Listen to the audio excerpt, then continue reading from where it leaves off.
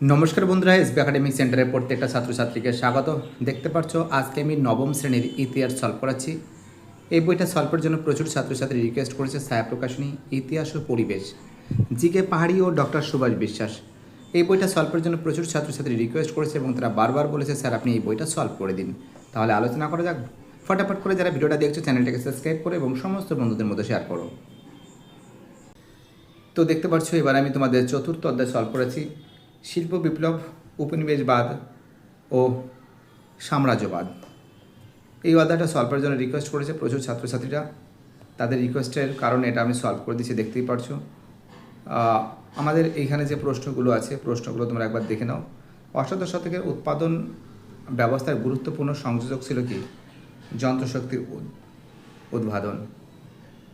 অষ্টাদশ শতকে উৎপাদন ব্যবস্থার গুরুত্বপূর্ণ সংযোজন ছিল যন্ত্রশক্তির উদ্ভাবন। দুই দাগের প্রশ্ন বলেছে শিল্প বিপ্লব কথাটি জনপ্রিয় করে তোলেন, তোমরা জানো আর্নল্ড টয়েনবি। শিল্প বিপ্লব কথাটি জনপ্রিয় করে তোলেন কে? অ্যান্সার হবে আর্নল্ড টয়েনবি। তিনি প্রশ্ন শিল্প বিপ্লব প্রথম কোন দেশে শুরু হয়? অ্যান্সার হবে ইংল্যান্ডে। শিল্প বিপ্লব প্রথম কোন দেশে শুরু হয়? অ্যান্সার হবে ইংল্যান্ডে। চলো আমাদের পরের প্রশ্ন 4 দাগের প্রশ্ন। কত খ্রিস্টাব্দে জোলবের আইন স্থাপিত হয়? জোলবের আইন স্থাপিত হয় 1834 সালে। জোলবের আইন কত সালে স্থাপিত হয়? অ্যান্সার হবে 1834 সালে। চলো আমাদের পরের প্রশ্ন কী বলেছে? নেক্সট কোশ্চেন বলছে পাশের প্রশ্ন বলেছে কত খ্রিস্টাব্দে প্রাশিয়ায় ভূমিদাস প্রথা লুপ্ত হয়? প্রাশিয়ায় ভূমিদাস প্রথা লুপ্ত হয় 1815 সালে। প্রাশিয়ায় ভূমিদাস প্রথা লুপ্ত হয় কত সালে? 1815 সালে। 6 প্রশ্ন জার্মানিতে শিল্পায়ন দেরিতে হওয়ার কারণ কী ছিল? তোমরা জানো জার্মানিতে শিল্পায়ন দেরিতে হওয়ার কারণ ছিল রাজনৈতিক অনৈক্য। অ্যান্সার কী হবে? রাজনৈতিক অনৈক্য। 7 প্রশ্ন ম্যানচেস্টার ও ল্যাঙ্কাশায়ার কোন দেশের শহর? ম্যানচেস্টার ও ল্যাঙ্কাশায়ার কোন দেশের শহর? অ্যান্সার হবে ইংল্যান্ডের শহর। 8 প্রশ্ন আদি সমাজতন্ত্রবাদী ছিলেন সাসিমো। 9 প্রশ্ন ইউটোপিয়া গ্রন্থটি রচনা করেন? অ্যান্সার হবে টমাস মোর। ইউটোপিয়া গ্রন্থটি রচনা করেন? অ্যান্সার হবে টমাস মোর।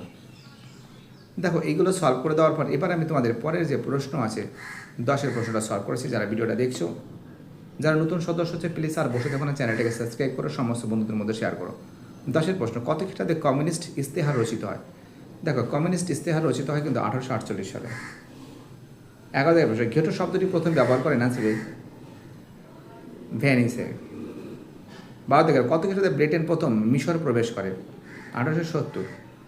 কত সালে? অ্যান্সার 1870। 13 প্রশ্ন চীনের উপর 21 দফা শর্ত চাপিয়ে দিয়েছিল? অ্যান্সার কী হবে? চীনের পর 21 দফা চাপিয়ে দিয়েছিল জাপান। 14 প্রশ্ন স্পিনিং জেনি আবিষ্কার করেন? অ্যান্সার হবে সের আনসার হারগ্রিভস। স্পিনিং জেনি কে আবিষ্কার করেন? অ্যান্সার হবে হারগ্রিভস। পরের প্রশ্ন শিল্প বিপ্লব কথাটি সর্বপ্রথম ব্যবহার করেন? দেখো এখানে কিন্তু অপশনটা নেই, অ্যান্সার আগাস্ট ব্লাঙ্কি হবে। অ্যান্সার হবে আগাস্ট ব্লাঙ্কি। 16 প্রশ্ন আর্নল্ড টয়েনবি মনে করেন যে ড্যাশ খ্রিস্টাব্দে নাগাদ ইংল্যান্ডে শিল্প বিপ্লব সূচনা হয়? অ্যান্সার 1760। অ্যান্সার হবে 1760। অ্যান্সার হবে 1760। 17 প্রশ্ন ড্যাশ প্যারি কমিউন অবস্থিত? অ্যান্সার হবে ফ্রান্সে। অ্যান্সার কী হবে? ফ্রান্সে হবে। জোলবের আইন কি? জোলবের আইন হবে শুল্ক সংঘ। জোলবের আইন কী হবে? শুল্ক সংঘ। 19 প্রশ্ন নিরাপত্তা বাতি আবিষ্কার করেন? অ্যান্সার হবে হামফ্রে ডেভি। নিরাপত্তা বাতি আবিষ্কার করেন? অ্যান্সার হবে হামফ্রে ডেভি। 20 প্রশ্ন স্মিথনের আবিষ্কারটি হলো ব্লাস্ট ফার্নেস। অ্যান্সার হবে ব্লাস্ট ফার্নেস। ম্যানচেস্টার অবস্থিত ইংল্যান্ডে। সত্য মিথ্যা নির্ণয় করো। দেখতে পাচ্ছ সত্য মিথ্যা। প্রথমে এটা ভুল আছে, 2টা ঠিক আছে, 3টা ভুল আছে। যে ইংল্যান্ড ও ফ্রান্সে প্রায় একই সময় শিল্প বিপ্লব হয়েছিল, ভুল। আর শিল্প বিপ্লবের ফলে শ্রমিক শ্রেণীর উদ্ভব ঘটে, ঠিক। 3 প্রশ্ন কী বলেছে? টমাস মোর লেভিয়াথান গ্রন্থের রচয়িতা, এটাও ভুল আছে। এটা কি আছে? ভুল আছে। 4 প্রশ্ন কার্ল মার্কস হলেন একজন কল্পনা বিলাসী সমাজতান্ত্রিক, ভুল আছে। 5 ইংল্যান্ড 1882 খ্রিস্টাব্দে মিশর দখল করে, ঠিক আছে। সুয়েজ খালের উদ্ভাবন হয় 1869 খ্রিস্টাব্দে, ঠিক আছে। দেখো এবার আমি বাম দিকের সঙ্গে ডান দিকের সলভ করাবো। হামফ্রে ডেভি হবে, নিরাপত্তা বাতি হবে। জন কী হবে? ফ্লাইং শাটল হবে। জেমস ওয়াট হবে? বাষ্পীয় ইঞ্জিন হবে। জর্জ স্টিফেনসন, অ্যান্সার বি এর অ্যান্সার বাষ্পচালিত রেল ইঞ্জিন। বাষ্পচালিত রেল ইঞ্জিন, অর্থাৎ এটা বি, এটা বি হবে, এটা সি হবে, এটা ডি হবে, এটা এ হবে। ঠিক আছে, এটা বি হবে, এটা সি হবে, এটা ডি হবে, এটা এ হবে। দেখো দুধের প্রশ্নটা সলভ করেছি। দুধের প্রশ্নটা বাম স্তম্ভের সঙ্গে ডান স্তম্ভ মেলাতে হবে। আর শাল ফুরিয়ে, বিয়ের অ্যান্সার আদি সমাজতান্ত্রিক দার্শনিক। কার্ল মার্কস বৈজ্ঞানিক সমাজতান্ত্রিক দার্শনিক। ফার্দিনান্দ অস্ট্রিয়া যুবরাজ। লেনিন সাম্রাজ্যবাদের পুঁজিবাদের সর্বোচ্চ স্তর। ঠিক আছে, দেখতে পাচ্ছ। এইবার দেখো এখান থেকে যে প্রশ্নগুলো সলভ করা আছে, বিবৃতিগুলো দেখে নাও। বিবৃতি এখানে সি থেকে প্রশ্ন, বিবৃতিগুলির সঙ্গে সঠিক ব্যাখ্যাটি নির্বাচন করো। দেখ এখানে যে প্রশ্নগুলো আছে, যে শিল্পগুলো সর্বপ্রথম ইংল্যান্ডে সংগঠিত হয়েছিল, ব্যাখ্যা 2 হবে। ইংল্যান্ড শিল্পের জন্য প্রয়োজনীয় মূলধন, কাঁচামাল প্রভৃতি যোগান পেয়েছিল। 2 দাগের প্রশ্ন বলেছে ফ্রান্সের শিল্পায়ন দেরিতে শুরু হয়, ব্যাখ্যা 3 হবে। সে দেশের রাজনৈতিক অবস্থা অস্থির ছিল। 3 দাগের প্রশ্ন, গেটো ছিল মূলত শহরের সবচেয়ে গরিব ও দুর্দশাগ্রস্ত অঞ্চল। দেখো ব্যাখ্যা 3 হবে। এখানে সাধারণত শহুরে দারিদ্র শ্রমিকদের বসবাস ছিল। দেখো এবার দেখো এই যে প্রশ্নগুলো আছে,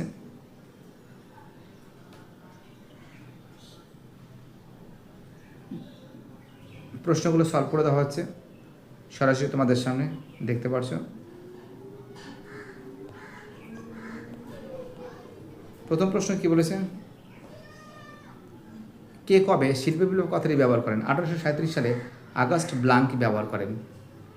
2 দাগের প্রশ্ন, ফ্রান্সে কবে শিল্প বিপ্লব ঘটে? 2 দাগের প্রশ্ন, ফ্রান্সে কবে শিল্প বিপ্লব ঘটে? দেখো এখানে লেখা হয়েছে, দেখো ফ্রান্সে শিল্প বিপ্লব ঘটে ঠিক তৃতীয় নেপোলিয়নের আমলে। 1850 থেকে 1870 সাল নাগাদ। 3 দাগের প্রশ্ন, জার্মানিতে কবে শিল্পায়ন শুরু হয়? 1850 থেকে 1870। 4 দাগের প্রশ্ন, জার্মানির শিল্পায়নের যথেষ্ট ভূমিকা আছে এমন 2 ব্যক্তির নাম করো। 4 প্রশ্ন, দেখো 2 ব্যক্তির নাম করো। 4 প্রশ্নের অ্যান্সার কী হবে? দেখো জার্মানির বিসমার্ক এবং, এখানে একটু ছোটো করতে হবে না, দেখতে পারবে না তোমরা, একটু জুম করে ছোটো করতে হবে। 4 অ্যান্সার হবে জার্মানির চ্যান্সেলর বিসমার্ক এবং সম্রাট উইলিয়াম। ঠিক আছে, 2 গুরুত্বপূর্ণ ব্যক্তি ছিলেন। চলো আমাদের পরের প্রশ্ন কি বলেছে। আমাদের পরের প্রশ্ন বলেছে 5 প্রশ্ন, সেডানের যুদ্ধের পর ফ্রান্সের কাছে থেকে কোন 2টি স্থান জার্মান লাভ করেছিল? আলসাস ও লোরেন। অ্যান্সার হবে আলসাস ও লোরেন। 6 প্রশ্ন, কোন ঘটনার ফলে ইউরোপে শ্রমিক শ্রেণীর উদ্ভব ঘটে? অ্যান্সার হবে শিল্প বিপ্লবের ফলে। অ্যান্সার হবে শিল্প বিপ্লবের ফলে। 7 দাগের প্রশ্ন, ইউটোপিয়া গ্রন্থটি কে রচনা করেন? অ্যান্সার হবে টমাস মোর। 8 দাগের প্রশ্ন, কল্পনাবাদী সমাজতান্ত্রিক কাদের বলা হয়? দেখো কল্পনাবাদী সমাজতান্ত্রিক কাদের বলা হয়, তোমাদের কিন্তু পেজ নম্বর 79 নম্বর পেজে আছে। পেজ নম্বর কত আছে? পেজ নম্বর কিন্তু 79।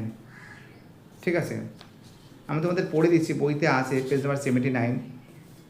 তো অ্যান্সার হবে আদি সমাজতান্ত্রিকরা শোষণের বিরুদ্ধে সমাজতান্ত্রিক আদর্শে প্রচার করলেও তারা সমাজ ব্যবস্থা পরিবর্তনের কোনো সঠিক পথের নির্দেশ দিতে পারেনি। তারা শ্রমিকদের নিয়ে শ্রেণীর সংগ্রামের ডাক দেননি, তাই কার্ল মার্কস এদের অবাস্তব কাল্পনিক সমাজতান্ত্রিক বলে অভিহিত করেছেন। তাই দেখো পেজ নম্বর 79 নম্বর পেজের ঠিক উপরের দিকে 2 নম্বর পয়েন্টটা লিখলে হয়ে যাবে। ঠিক আছে, 2 নম্বরের পয়েন্টটা লিখলে হয়ে যাবে। আমি তো মুখে বলেও দিলাম, একবার পেজ নম্বরটা দিয়েও দিয়েছি, একটু খুঁজে বের করে নাও। উপরের দিকে দেখো 2 নম্বর পয়েন্টটা, পুরো 2 নম্বর পয়েন্টটা ধরে টুকে দেবে। খোপের মধ্যে আছে তার উপরেরটা।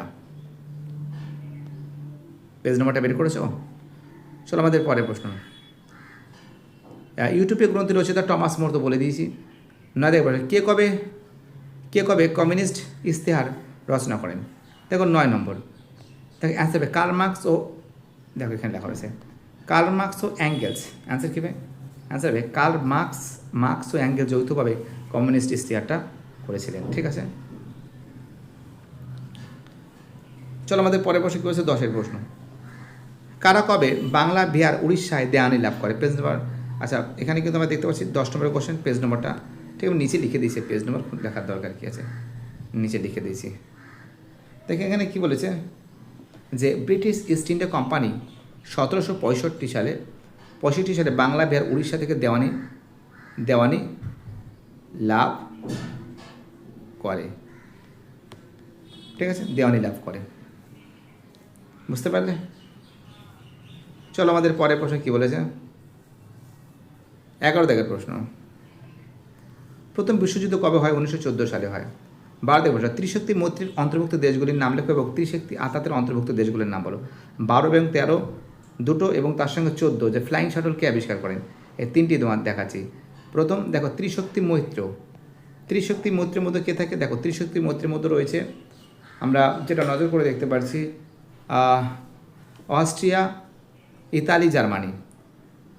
অস্ট্রিয়া, ইতালি, জার্মানি এবং ত্রিশক্তি আতাতের মধ্যে যেটা রয়েছে, এবং ত্রিশক্তি আতাতের মধ্যে রয়েছে, দেখো এখানে লেখা রয়েছে, দেখো ইংল্যান্ড, ফ্রান্স, রাশিয়া। এটা হলো আতাত। ত্রিশক্তি আতাতের মধ্যে ইংল্যান্ড, ফ্রান্স, রাশিয়া রয়েছে।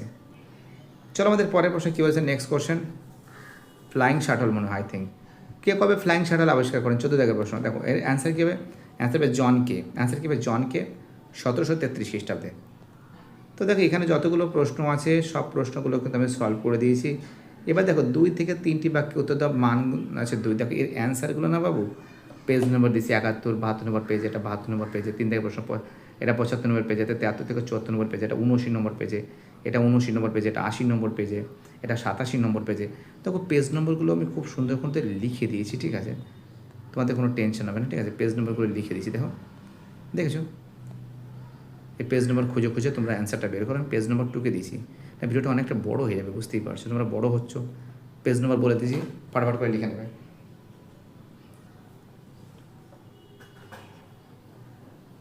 ভিডিওটি দেখার জন্য সবাইকে অসংখ্য ধন্যবাদ জানাই, যাদের সাপোর্ট পেয়েছি, যাদের কাছ থেকে প্রচুর প্রচুর ভালোবাসা পেয়েছি। এই সাপোর্ট, এই ভালোবাসা এসবি একাডেমিক সেন্টার কখনো ভুলবে না। এই সাপোর্ট, এই ভালোবাসা এসবি একাডেমিক সেন্টার সবসময় তিনি মাথার মধ্যে মনে রাখবে।